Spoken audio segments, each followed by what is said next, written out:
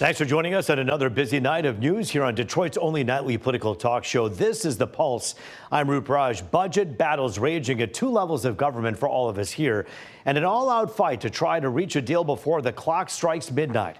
We're breaking both of these down with Oakland University political science professor Dave Dingell and Congresswoman Debbie Dingell, and looking back at the last partial federal shutdown and what's different this time around. And a military meeting between President Trump, Secretary of Defense Pete Hegseth, and top military commanders. What was said, plus what the ripple effect could be. That's coming up in about 20 minutes. And those budget battles are where we begin tonight. Both the state and federal governments running out of a lot of time and money right now, in fact, at midnight. So right now, let's run through how we got here, starting with the state budget, because you'll remember Governor Gretchen Whitmer announced a deal. It was last week, but there still hasn't been a vote. Lawmakers are waiting on details about the budget, and the devil is in the details, as they say, and it certainly is here. There are nearly $2 billion in this to fix the roads. It also keeps school funding steady, cuts taxes on Social Security, tips, and overtime pay as well. Governor Whitmer telling employees to come to work tomorrow regardless, saying there will be some sort of a deal, whether it's a full budget or short-term fix. Now to the federal level, because you're probably thinking, wait, we're here again? Because Congress was just going through this process back in March. You remember that? They signed a short-term spending bill, which of course expires at the end of the month. And you know what? They actually were really up against the 8 ball because they were on recess all last week.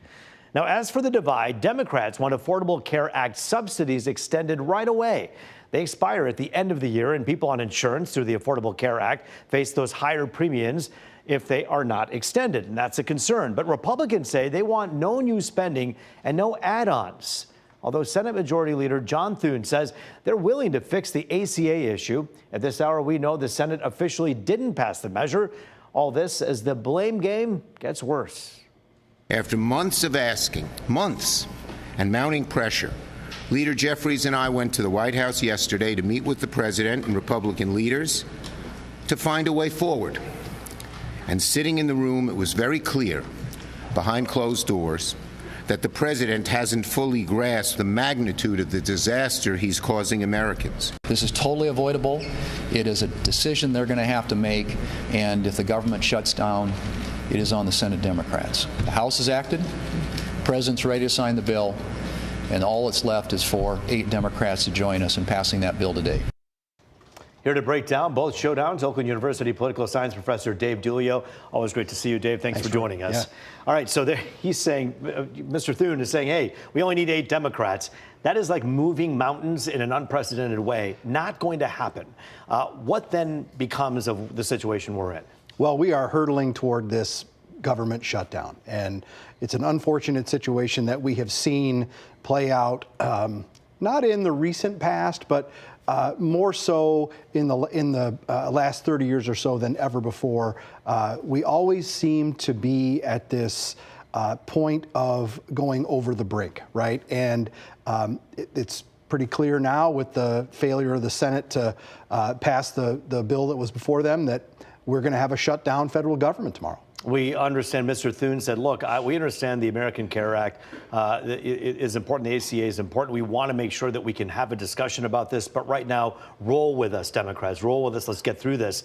That's kind of a conditioned promise to say, look, we can get this done, but you just got to get us through this one part.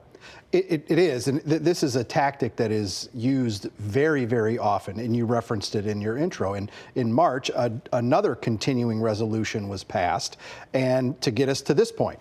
Now we are faced with that same kind of situation, right, where I can't imagine that the final deals between Senate Republicans and Senate Democrats and everybody else involved in those negotiations is going to be finished in the short term. So we're going to need a continuing resolution to fund the government at fiscal year 2025 levels until they can work out those final details. And that Affordable Care Act piece is so important to Democrats right now who are really kind of weary about the Medicaid cuts. And that's been a sticking point for a long time. It sure has, right? And we know the battle lines and where they're drawn, right? It's simply now about the combatants getting themselves to a point where they can agree on a plan, right? Agree on the details.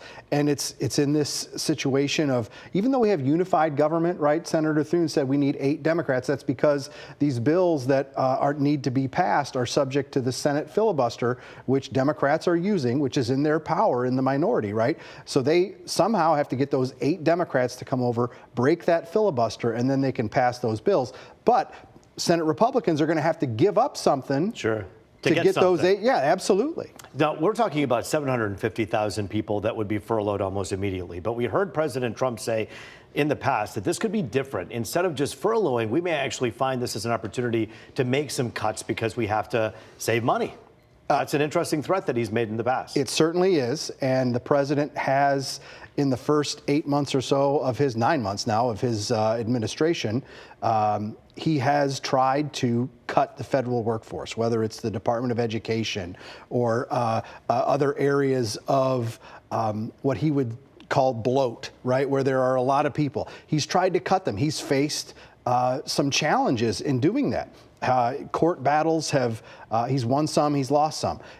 This may be, in his view, an opportunity to continue that method. But I would guarantee you that is going to face a legal challenge. I find it interesting also that, for instance, in the ICE office, although people are saying, well, what happens if there's a government shutdown? Does ICE just stand down? Well, that's not the case. In fact, they believe that although there may be some furlough there, they're essential workers, so the work would probably continue. And that is the key term, essential workers, right? There are, even in this government shutdown, right, air traffic controllers, they're going to report.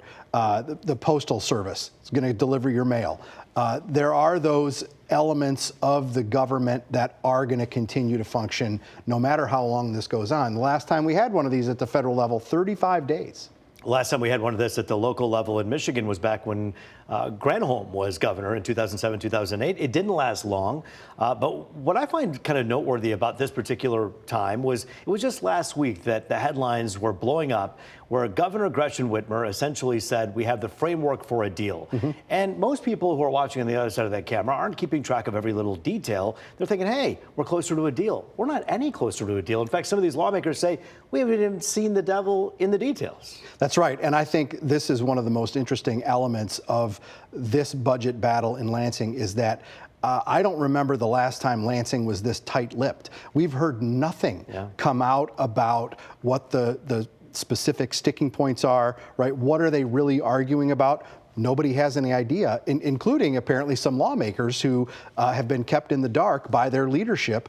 But I think that that's actually, in a pragmatic way, that's a good thing, because if things started to leak out, somebody would get upset, and that would probably drive down the likelihood of a deal getting done. You know, lawmakers on both sides of the aisle are in communication with the press, but just not on camera. Right. I've been talking to so many lawmakers who say, look, here's the bottom line. The governor wants to safeguard her legacy, which is to fund the roads. It seems like Speaker Hall is right there with her.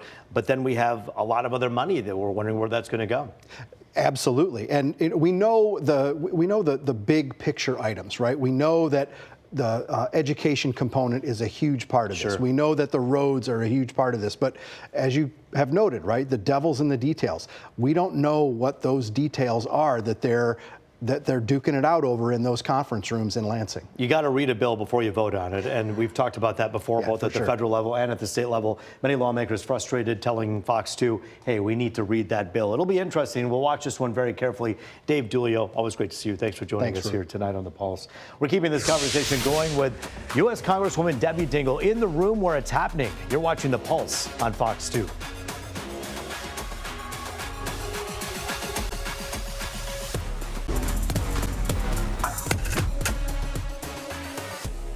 Back now on The Pulse, looking at all things people, power, and politics. Joining us now from Washington to talk about the budget battle, Congresswoman Debbie Dingell, and it is always good to see you. Thanks for joining us.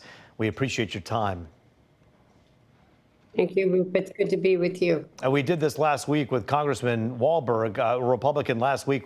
We're taking partisan politics out of this and trying to focus more on the process, where things stand. And we know you're able to do that, as you always have, Congresswoman. So let's talk about this for a moment. The impasse when it comes to Democrats. We're talking about health care. Give us an idea. Lift the curtain for us. What's going on over there in Washington? Well, unfortunately, it looks like we are headed towards a shutdown at midnight tonight. Democrats are here in Washington. We want a bipartisan solution. We want to sit at the table. We want to work with Republicans. But at this point, we are really worried about, well, many things, but two things. One, the fact of the matter is insurance premiums for next year are starting to go out now. For the Affordable Care Act, the exchange opens November 1, and the Affordable Care Tax Credit expires at the end of this year. We've already said, we've got hospitals in Michigan that are on, I was talking to people today that are close to closing. We've had many people whose health care is being impacted by cuts that have been already made. And the fact of the matter is that the crisis is here now. I have, if there a couple in my district, couple, 60 years old, combined income $82,000.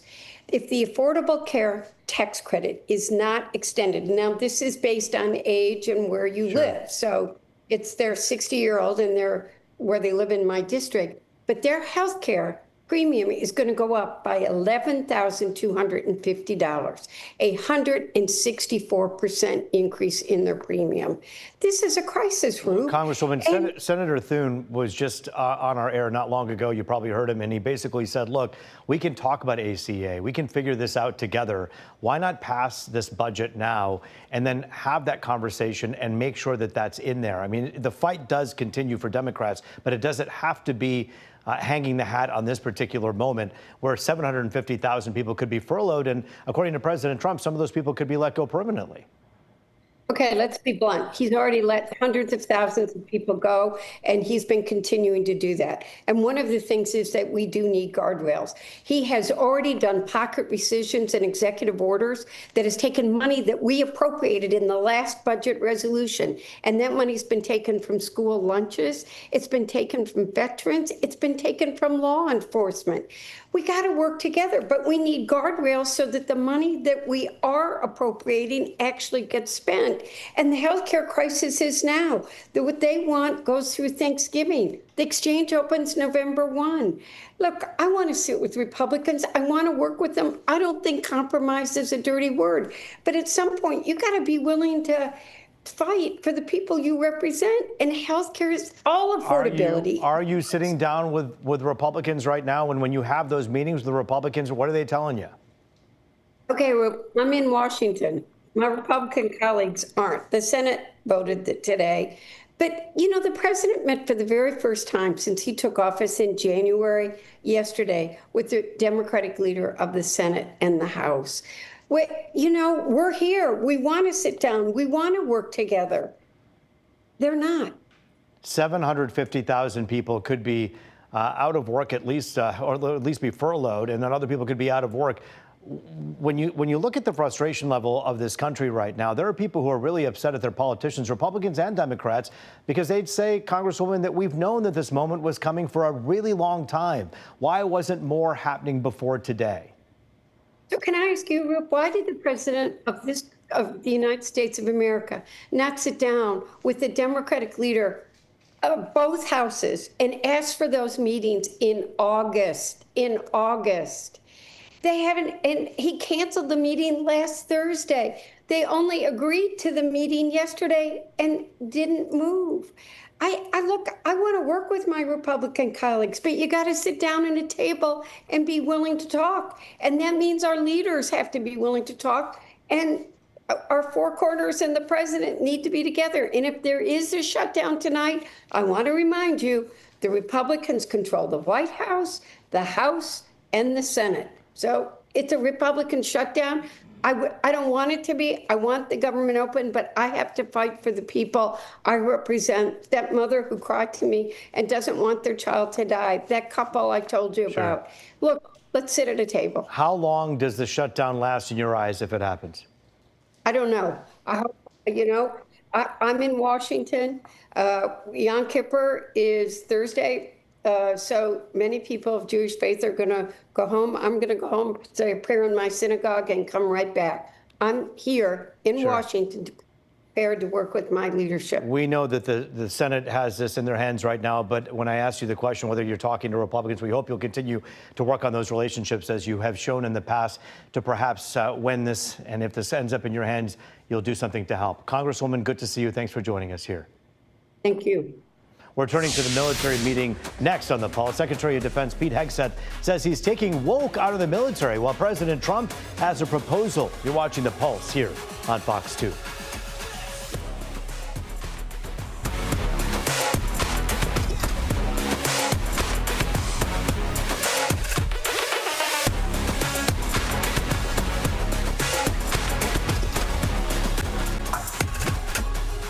Welcome back to The Pulse. Another story making news today. Defense Secretary Pete Hegseth declaring the era of what he calls politically correct leadership over. He and President Trump met with top military leaders in Virginia today. Hegseth said there will be gender-neutral or male-level standards for physical fitness, easing disciplinary rules, and weakening hazing protections. President Trump also had a proposal for the military on American soil, while Hegseth had this message for people who disagree. If the words I'm speaking today are making your heart sink, then you should do the honorable thing and resign. We would thank you for your service. America is under invasion from within. We're under invasion from within. No different than a foreign enemy, but more difficult in many ways because they don't wear uniforms. At least when they're wearing a uniform, you can take them out. I told Pete we should use some of these dangerous cities as training grounds for our military, National Guard, but military, because we're going into Chicago very soon. That's a big city with an incompetent governor, stupid. We have many cities in great shape, too, by the way. I want you to know that.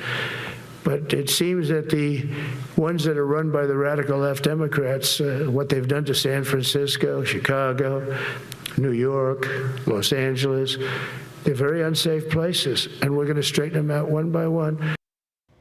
Already here to break this all down for us in Studio C, retired Army Colonel Rocky Rachkowski. Good evening. And via Zoom, Michael McDaniel, a retired Brigadier General in the Michigan National Guard. He's also a constitutional law professor at Cooley Law School, and we thank you both for joining us here tonight on The Pulse. I'm going to begin with you, Rocky, and ask you the question. I mean, you were awarded the Bronze Star twice for your service in combat. You understand what's at stake in the military. You seem like you're a fan of the things that were said by Secretary of War Hegseth today. Yeah, first of all, I received the Bronze Star Medal once. I apologize. But thank you. And yes, I was motivated because that's the military that I joined. I enlisted in 1986, was commissioned in 1990 in the infantry in the United States Army, where there were standards. And one of the things that I wanted to correct, you mentioned that they would talk about the male standards for all genders. It was only for the combat arms, because that's the way it used to be. For the combat arms, you had to achieve the youngest standard age group, which was a lot of push-ups, a lot of sit-ups, and a fast 2-mile run to qualify, and also a 12-mile march, a ruck march, to qualify to be in the combat arms. If you did not meet those standards, you didn't qualify. Yeah, Secretary Hegseth made that clear, though. When in his statement he talked about male standards, he also said at that point that we're not saying that females don't belong, and we thank them all for their great strength and service and valor. He went on to say that the bottom line is when it comes to certain feats of strength, you have to reach a certain level. For combat arms. For combat arms, yes. There are combat service support. Sure. Like, for example, there are dentists. There are also engineers in the Army. Sure. But then there's infantry or tankers, and those require a higher standard, a higher physical fitness on the combat There's field. Meteorologists, there's broadcasters in the military. There's a lot of people.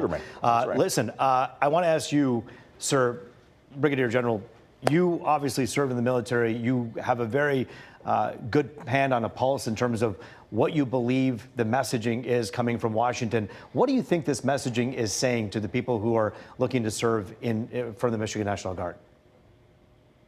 Well, whether we're talking active duty or reserve troops, I think there's a couple of areas of concern here. First, it makes no sense to me that you would call our 800 top leaders from across the military into Washington to lecture them about grooming and PT standards. You want to change those standards, go ahead and do it. But that's a conversation that you have with your sergeants major and with your S1 or J1s. You don't bring in your four-star generals to do that. I mean, what I was struck by was you have an individual who, when he was in the military, military was 5 pay grades below these top generals, talking to them or actually lecturing them on issues that were 5 grades below them. It was an absolute waste of their time. What do you think about some of the things that were talked about? He said he wants to end woke practices, even went so far as to say that he doesn't want people who are fat in serving. He doesn't want to see people bumming around in the hallways of the Pentagon who look fat. What message does that give other people who are out there, and including the people who are in the audience? Right. Well, I was looking at the audience for most of the speech. I didn't see any fat generals or fat admirals, as the Secretary of Defense referred to them. But if you're going to change the culture, that's absolutely fine. I understand and I respect Rocky's points on that. But the point is, he didn't talk about changing the culture. He thought he did. But if you want to talk about changing the culture, you have to talk about military values. He never talked about duty, honor, country. He never talked about selfless service, integrity, or honor. Never came up. So I'm going to have to correct you, General. Absolutely, he did. And the other point I would make on this is he never talked about the national defense policy. They're changing the national defense strategy right now. There's a huge debate within the military and the White House about whether the focus should be on this so-called enemy within or whether it should be on China, with the armed forces, the military professionals recognizing that it should be on China and their hegemony in the Pacific rather than on some culture war in the United States. I completely disagree with everything that the general said. And again, you are a JAG officer, you know what the UCMJ says. The UCMJ has standards, which is the Uniform Code of Military Justice. When you sign up for the military, like for example, right now, I would not meet height and weight standards. But when I was in the military, I was required to meet height and weight standards. When you sign up, you are signing up to defend the nation. And to defend the nation, you have to be fit, ready to fight, and able to fight. And that requires a different type of person. And when you say that bringing all the generals in one location was a complete waste of money or taxpayer dollars, I disagree with you. We've had multiple commands that would call all their leaders, their senior leaders, to one place. But Rocky, and we don't know everything that was discussed there. Though? But grooming is a very important standard. It's a very important standard. And not only is grooming an important standard, physical fitness. General, hold on one second. General, hold on 1 second. General, please pay the same respect. General, we're going to get right back to you in a minute. Grooming standards, physical fitness standards, strength, and ability to fight to win. And that's what he was talking about. Brigadier General, you were saying. I'm saying that's absolutely true. I have no problem with having those standards, but it's ludicrous and insulting to bring those up with 4-star generals. They're looking at the strategic focus of the United States in terms of force projection and protection of our allies across the world. It's not only 4-star generals, General. These are combatant. These are all combatant. It should not be on something as tactical or as administrative as grooming standards. I want them thinking about our national defense strategy, and I want them thinking about the plans necessary to keep us and our allies safe at home and abroad. And that's one of their jobs, but their other job is to enforce the standards of the United States Army, Navy, Marine Corps, Space Force, and Air Force. So, General, which never came up. That's exactly what was said. I think, General, I'm sorry you didn't listen to the entire speech. Listen, I think you're hearing perhaps the same thing, but perhaps taking away something a little bit different. But the bottom line is, everything that was said today was said with a lot of cameras and on stage. So there was not serendipitous meetings happening. But not everything that was covered was under camera. There were things that were discussed after. Perhaps that's true, but what we saw on camera is what we're discussing here. Absolutely. Rocky Rochkowski, thank you. Mr. McDaniel, thank you as well. Great to see you both. We appreciate you joining us on The Pulse. That is The Pulse for tonight. Thanks for joining us. I'm Rup Raj. As always, it was great to be with you.